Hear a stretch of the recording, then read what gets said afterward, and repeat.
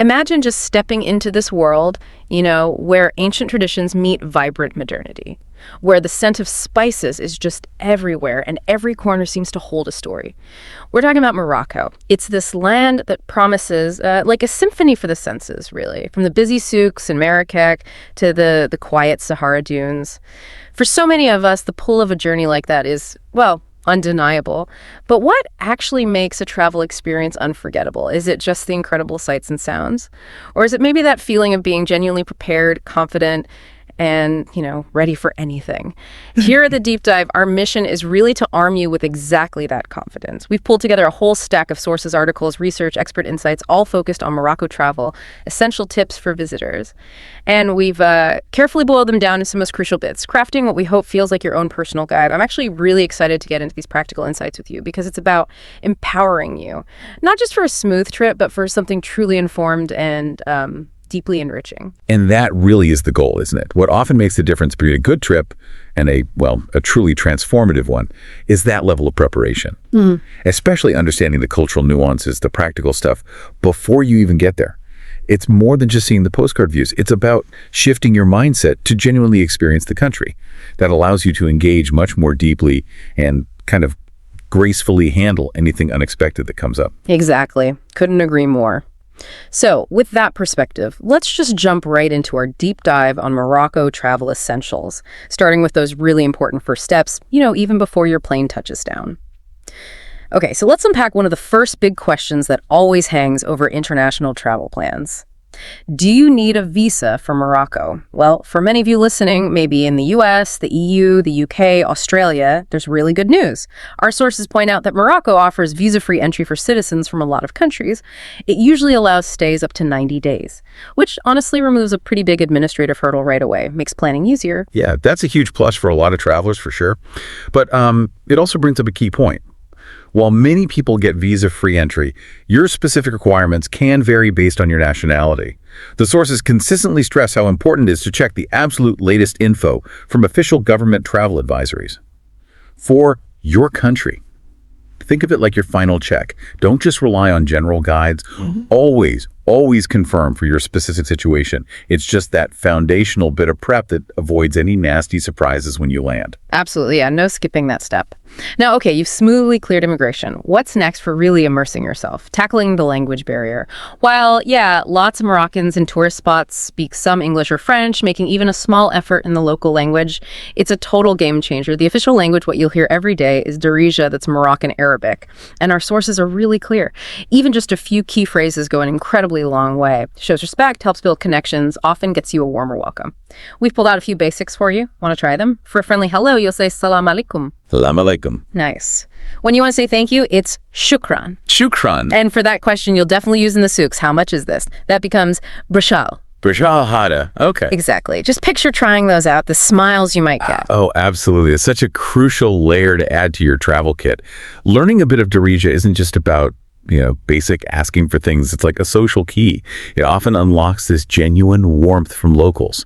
It can shift interactions from just, say, haggling over a price to more memorable cultural connections. It shows you a side of Morocco many tourists they miss out on. The sources even mentioned, for anyone really keen to dive deeper, that there are private and group live classes for beginners in Moroccan Arabic Darija available. Registration's open, apparently.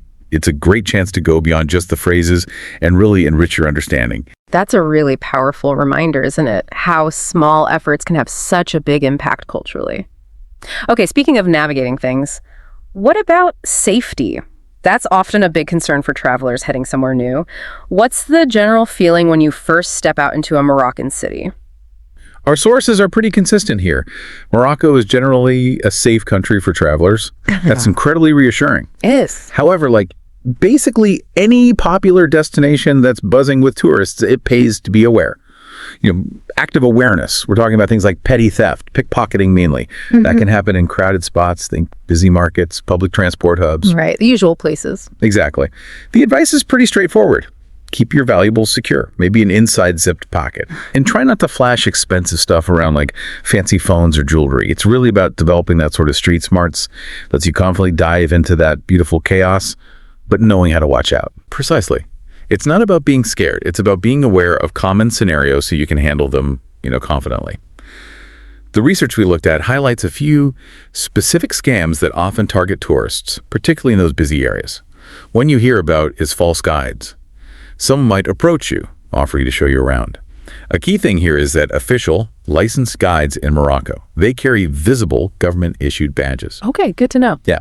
Our sources strongly advise against just accepting unsolicited offers from people claiming to be guides. Better to stick with officially recognized tour operators or maybe ask your hotel for recommendations. Safer bet. Then there's the whole fake goods issue. Morocco's famous for amazing crafts leather, incredible carpets, argan oil. Right, the argan oil especially. Exactly. But you need to be wary of counterfeits. For instance, real argan oil. It should be in a dark glass bottle, have a subtle, nutty smell, not strong or perfumed, and it absorbs quickly. If it seems too cheap or it's in clear plastic bottles, it's probably diluted or just plain fake. Knowing these little details empowers you more than just being vaguely cautious. And finally, a classic, taxi overcharges. Ah, yes. To avoid getting ripped off, the recommendation is always insist on using the meter where possible. If there isn't one, or they won't use it, always agree on the price before you even get in the taxi. Before the ride starts. Crucial. Absolutely. A good tip is to ask your hotel or Riyadh staff for a general idea of fair prices for common routes beforehand. Those are such practical, specific tips. It really is about being informed so you feel empowered, not, afraid. Okay, moving on. Let's talk about cultural immersion. This ties right into how you present yourself, how you interact. So, what does this mean for dressing and just general conduct? Morocco is fundamentally a conservative country. Respecting that is really key for a positive experience. For women travelers, the advice is generally to opt for modest clothing. Think long skirts or loose trousers and making sure your shoulders are covered. While head coverings aren't usually required for tourists, dressing modestly just signals respect and helps you blend in more comfortably. For men, the advice is often to avoid wearing shorts, especially if you're outside the main tourist zones or visiting religious sites. Yeah, mosques and such. Right. It's a simple thing, but it shows deference to local customs. It really does. And if you connect this to the bigger picture, embracing and respecting local customs isn't just about, not causing offense. It genuinely enhances your trip. It allows for more authentic interactions. This becomes especially true during important religious times, like Ramadan, for example. During Ramadan, our sources really emphasize that eating and drinking in public during daylight hours is strongly discouraged. Right, important to remember. Yeah. While hotels and restaurants geared towards tourists will often accommodate travelers, just being mindful of this, maybe consuming food and drink discreetly, it shows incredible respect for the local community. It shifts your experience from just being an outside observer to being sort of a respectful participant in that environment. That's a brilliant point about how respect deepens the connection. Okay, let's switch gears to getting around, because Morocco offers this really interesting mix of traditional and modern transport. It can vary a lot depending on where you are. For public transport between cities, you've got some really solid choices. The trains, run by ONCF, that's the National Railway Company, they're known for being pretty comfortable and efficient. Especially their high-speed line, Al Barak, connecting big cities like Tangier, Rabat, Casablanca. Very useful, that one. Then you have buses. CTM and Super Tours are the two main private companies. Known for comfort, reliability, set stops. They're great options for intercity travel if the trains don't go where you need to. And taxis, of course, they're everywhere, but it's really important to note the difference. You've got petite taxis, those are your city taxis. Smaller cars, often shared, should be metered. Great for getting around within a town. Right, the little red ones in Marrakech, Blue, and Rabat. Exactly. Then there are grand taxis, usually larger, older Mercedes cars. They run fixed routes, often longer distances between towns, or they do shared rides on set intercity routes. You generally negotiate the price up front for a grand taxi if you want the whole car to yourself. Yeah, it's a system that can be a bit confusing at first for visitors, so understanding petite versus grand is really key. Now, car rentals are definitely an option. They offer flexibility, but the sources do warn that driving in Morocco can be, an experience. I've heard stories. Drivers can be quite aggressive, road conditions vary massively, and trying to navigate the narrow, busy streets in city medinas. It can be a real challenge if you're not used to it. If you were planning to go off the beaten path, maybe into the mountains or towards the desert where roads might be unpaved, renting a 4x4 is highly recommended. For safety and just comfort. Otherwise, honestly, for city to city, trains and buses are often a much more relaxing choice. Good to keep in mind. And for people who prefer modern convenience or maybe want that extra safety layer, especially if traveling solo, there are some excellent transport apps now, which is great. Careem is really popular. It's like Uber, especially in big cities, Casablanca, American. Very handy. Heech is another reliable taxi app, good for ensuring safe, tracked rides.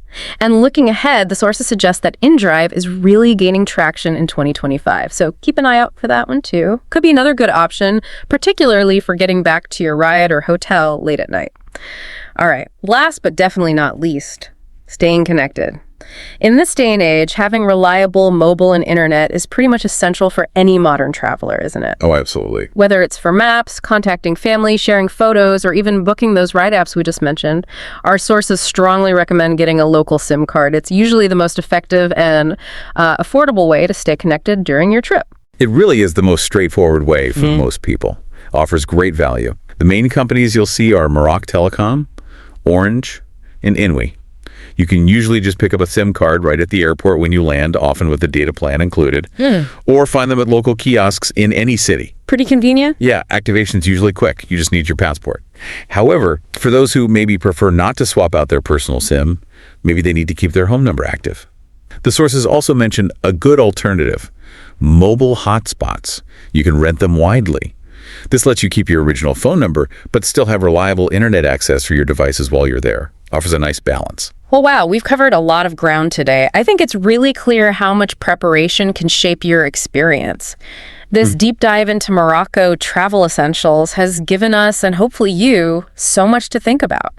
We've looked at the practical side of getting in smoothly, visa-free for many, touched on the power of just a few Darija phrases for making real connections. We got into crucial awareness tips, general safety, common scams to watch for, talked about respecting local culture through dress and customs, especially during times like Ramadan, Yeah. and examined how to get around using those diverse transport options, trains, buses, the different taxis, and finally, staying connected with local SIMs or maybe a mobile hotspot. Exactly. And the real value here, I think, isn't just listing facts. It's about how knowing this stuff empowers you. It lets you step into that new environment with confidence, allows you to move beyond just visiting a place to truly experiencing it. With respect, a deeper appreciation for how rich it is and, the confidence to just embrace whatever adventures pop up. And that, I really believe, is the true magic of travel. It transforms a trip from just logistics into a journey of discovery, of connection. So as you plan your own Moroccan adventure, or maybe just your next big trip anywhere, here's a thought to mull over. How might embracing the local culture, even through small things like learning a few phrases or being mindful of customs, how might that fundamentally change your journey? Change it from just a vacation into something richer, more meaningful, a real exploration, something to think about.